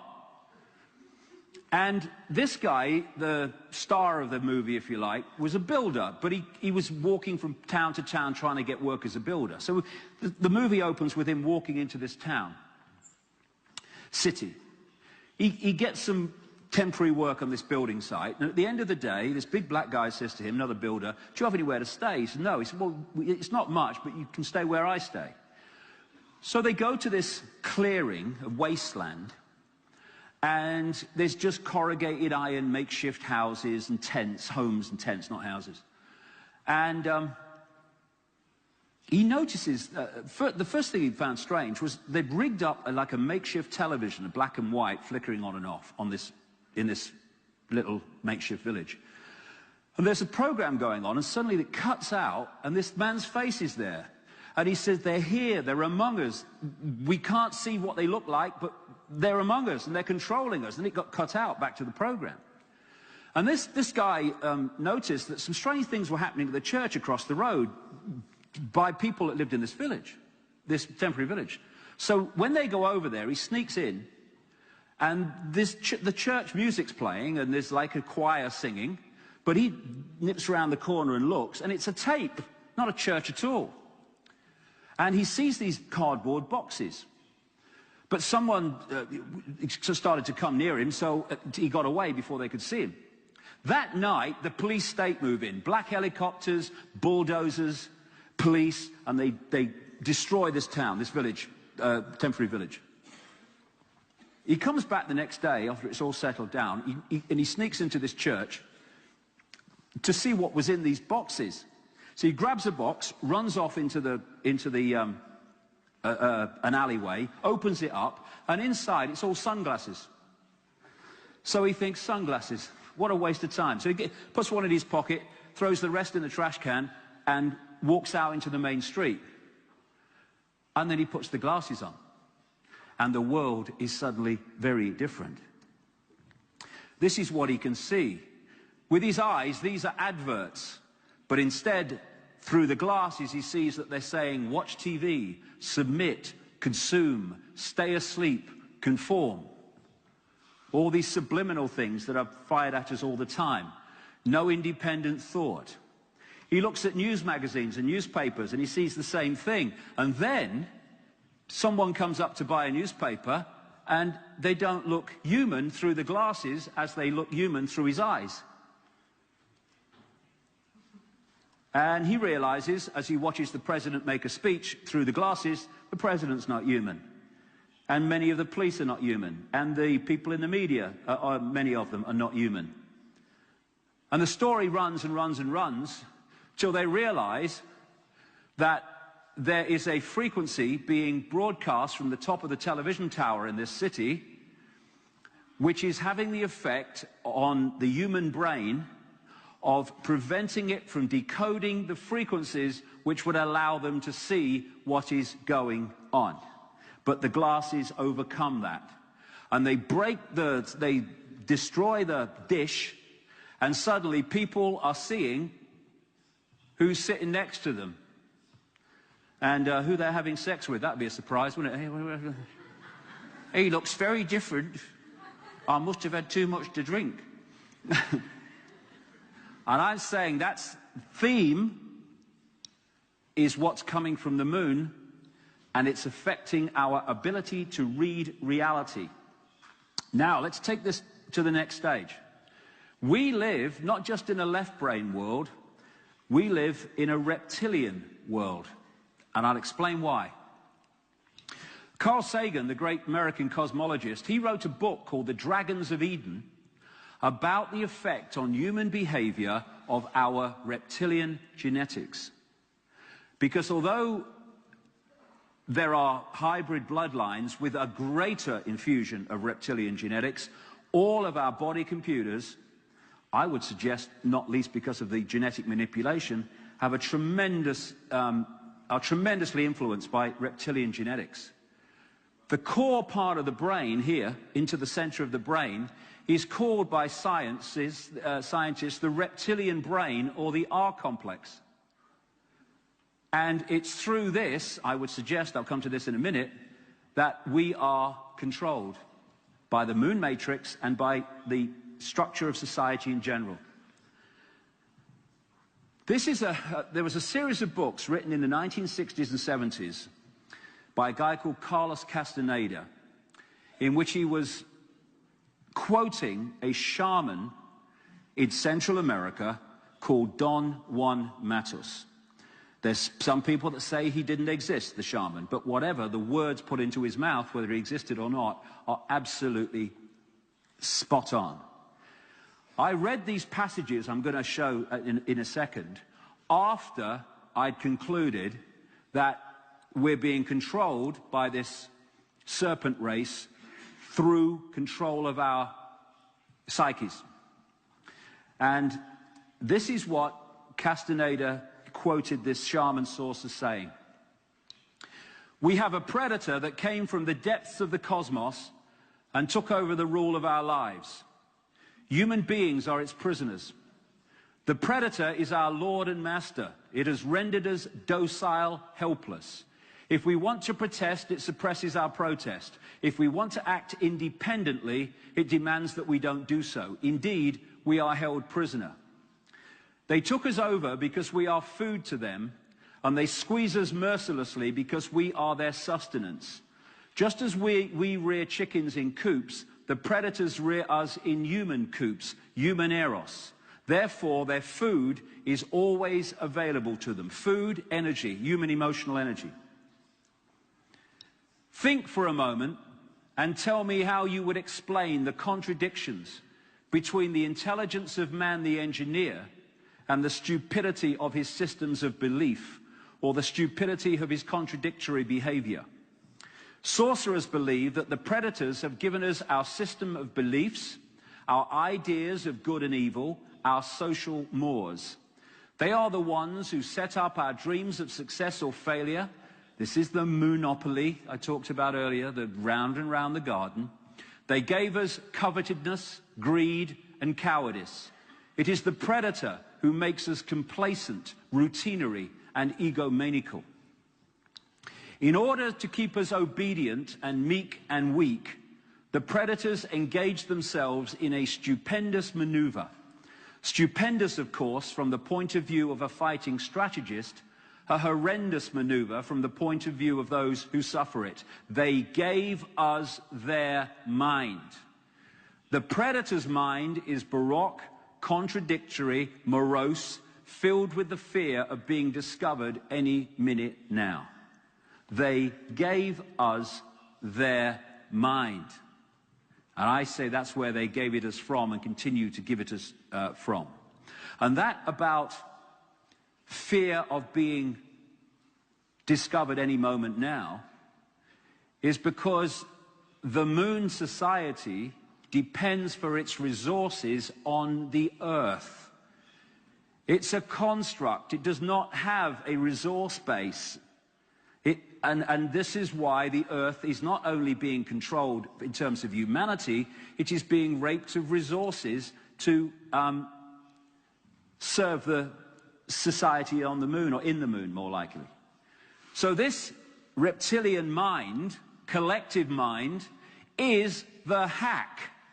It is the firewall that is cutting us off from the range of frequency, information, and perception that we had before this intervention.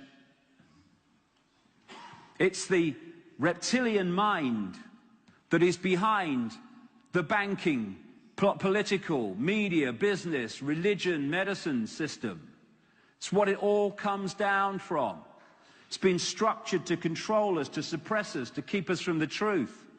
It's the reptilian mind that controls the system through the computer terminals in the system that are connected to that while thinking they're freely thinking. Now, this is mainstream science. This is not me concluding this. This is mainstream science. From the reptilian brain, within the human brain, we get primitive and emotional responses. It's from that we get cold-blooded behavior and territoriality. In other words, wanting to own and control. Now, cold-blooded behavior. What is cold-blooded behavior? No empathy with the consequences for others of your actions. When you are one of these hybrids with a greater infusion of reptilian genetics, you are going to have much more cold-blooded behavior, therefore less empathy. That's why these bloodlines that are controlling this planet have no empathy. And 3,000 people dead on 9/11, what's it matter? Is the way they see it. A desire to control, an obsession with hierarchical structures of power comes from the reptilian brain. Aggression, might is right, winner takes all. The very traits of the control system. And through the reptilian brain, it has hijacked our sense of perception. The reptilian brain is all about survival, survive. It's constantly scanning the environment, looking for danger, not just physical danger, but danger for your relationship ending, danger for you losing your job, danger for you not meeting the rent at the end of the month. It's always scanning. That's where we get these feelings of anxiety from, and fear and worry, and oh my goodness, reptilian brain. There are some good parts of it, because when someone walks in front of your car and you smack the brakes on immediately, it's the reptilian brain doing that, because the reptilian brain does not think, it does not work out, it does not ponder on, it just reacts. Other parts of the brain do the working out. So if you're operating at the reptilian brain level, you're constantly reacting, emotionally reacting.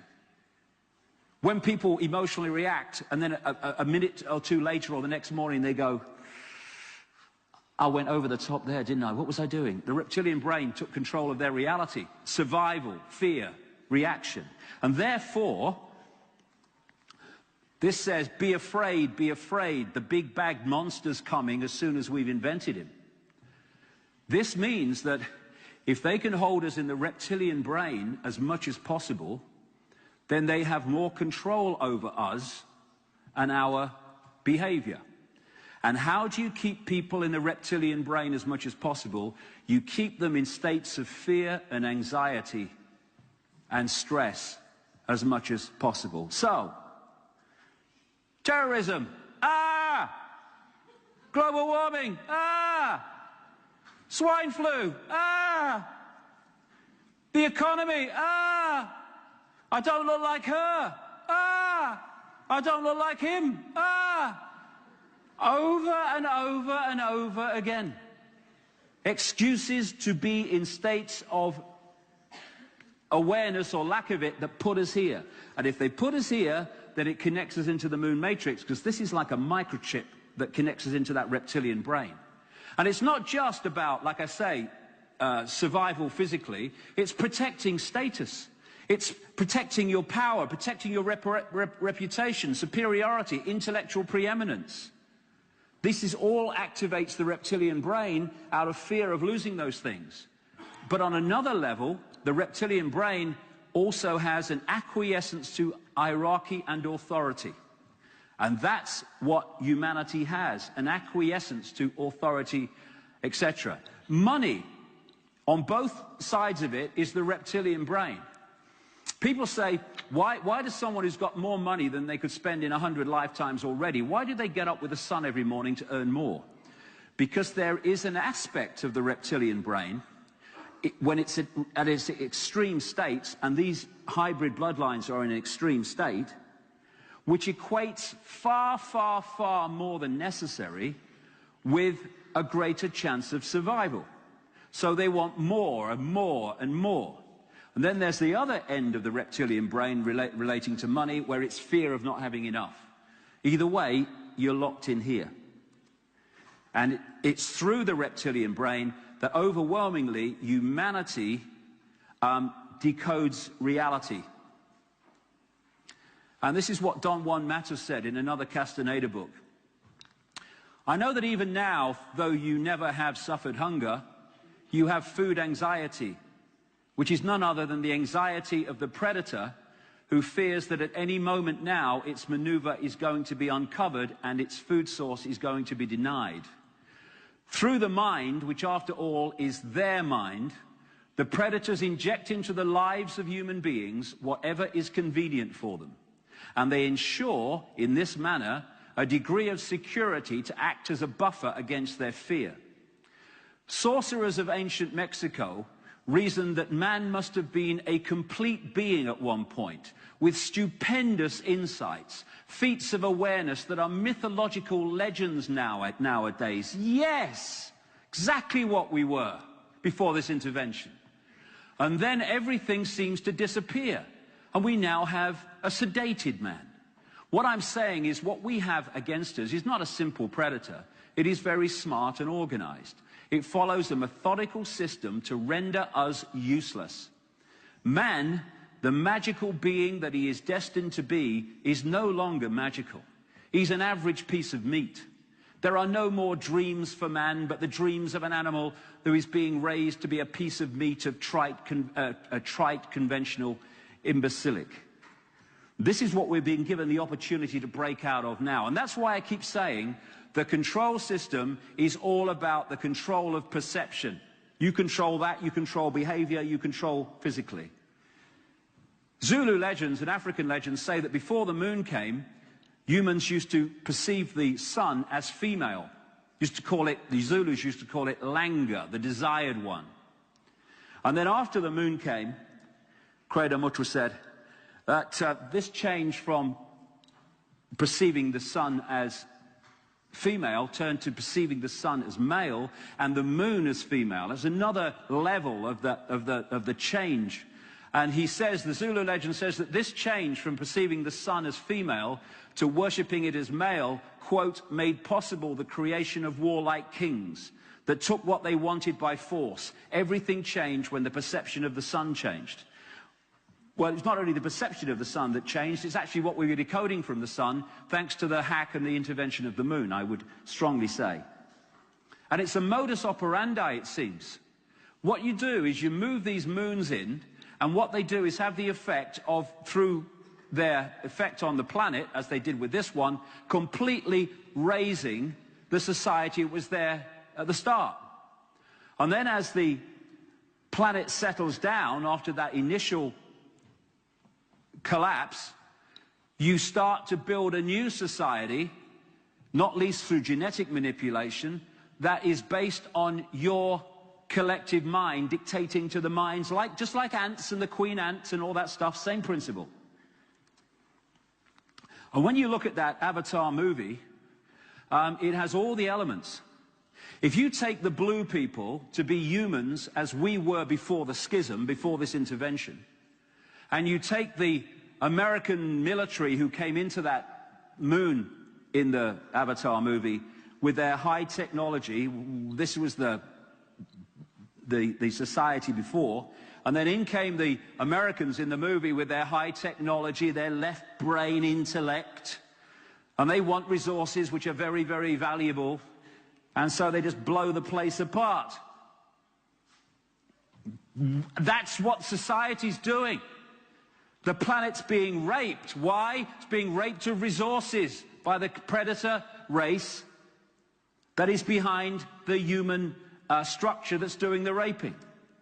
And even in the Avatar movie, they have the theme of those Americans, i.e. if you take them to be these reptilians, symbolically, possessing the blue people and taking over their mental faculties and hiding